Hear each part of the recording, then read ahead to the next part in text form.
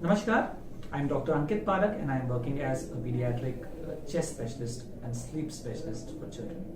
So today we'll be talking about a very common condition in children which is known as snoring. So snoring is basically a noise which is produced from the respiratory tract of children from this part of the airway. So this part of the airway leads to an abnormal sound. Now this sound is usually like this.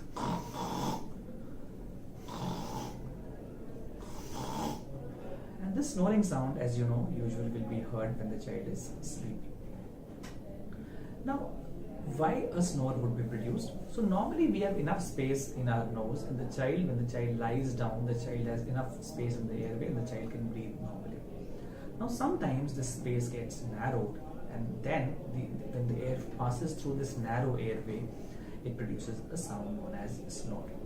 Now, this is a common condition which is seen in adults and children, and it is seen that approximately 10% of children would snore. Now, usually this snore is not very worrisome, but the problem is that some of these snoring can be associated with a condition which is known as obstructive sleep apnea. So, 1 out of these 10 children who are snoring will have sleep apnea. Now, how do we say that this child can have sleep apnea?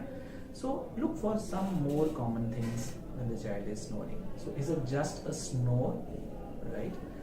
Now, does the child snore on all days, or the child is snoring occasionally? So, if the child is snoring on all days, then it is important. If the snore is very loud, it becomes important. If the snore is associated with gasps, for example, like this,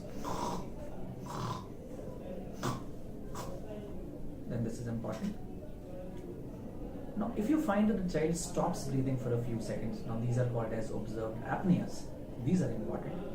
The child sleeps in abnormal posture, so the child always sleeps in a prone position, the child sleeps in a hyperextended position like this, or the child sleeps in a sitting posture, and this is important. If the child passes urine in the bed, which is also called as enuresis, this is also important.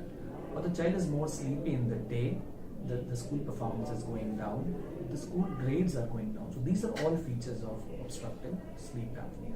So we need to be very careful about these symptoms. Now, the important thing which we need to understand is that it is difficult to diagnose a sleep apnea just on the basis of snoring, right? And to confirm a diagnosis of sleep apnea, what we need is to do a sleep study.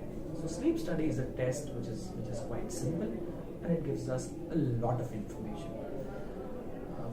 The sleep study is usually performed in the hospital lab, and we will talk about a sleep study in our further videos. So for more information, you can log on to my website ankitparak.com.